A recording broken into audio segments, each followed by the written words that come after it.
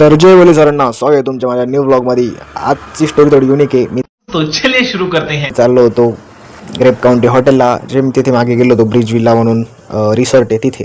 ते जायच्या अगोदर आम्हाला भेटली गोगलगायला शंका केवढा होता त्याला. तिथून आपण पोचलो होतो रिसॉर्टमध्ये आपल्याला सोडायची होती झाडं. ते झाडं सोडून मग आपल्याला वापस मुंबईला पण जायचं होतं, कारण मुंबईचं आपल्याला एक भाडं होतं. ते ॲक्च्युली 2-1 दिवसापासून होतं, पण मग काही कारण असतं ते जमत नव्हतं. तिथं मी गाडी लावल्यामुळं थांबलो होतो, कारण इकडे एक लेक होती. तिथे लेक मला कॅमेऱ्यात म्हटलं आपल्या ब्लॉगसाठी एक भारी व्ह्यू होऊन जाईल.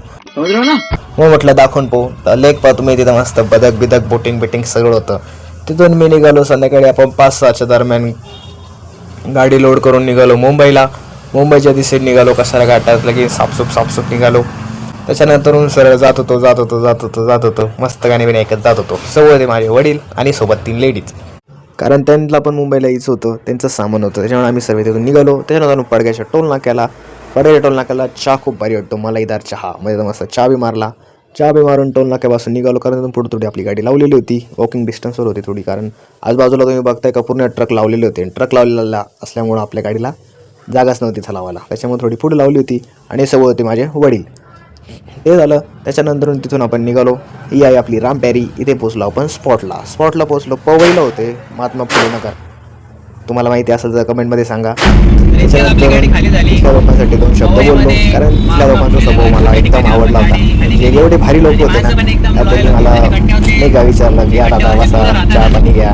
परत गाडी खाली करायला त्यांनी एकाला आवाज दिला, 4-5 जण आले. चौकातले पोर राहतात, असे पोर आले. 5 मिनिटात माझी गाडी खाली करून दिली. त्याच्यानंतर थोडी गल्ली गोडी असल्यामुळे तुम्हाला माहिती गल्ली गोडी लोक कसे कटकट करतात. तर मग कसे कटकटी लोकांपासून पण माझी गाडीतून सेफ बाहेर काढून दिली. तुम्ही व्यवस्थित जण शिकला, काही अडचण फोन करा म्हटलं. दादाला काय अडचण होती, दादाच फोन करे म्हटलं. इथं हे झालं. त्याच्यानंतर आपण त्यांचे आभार मानत निघालो. मस्त जात होतो. ते झालं. तिथून निघालो. इथे माझ्या पप्पांचे फ्रेंड राहत होते जवळच, म्हणजे तिथून जास्त डिस्टन्स नव्हता, 10-11 किलोमीटर होता.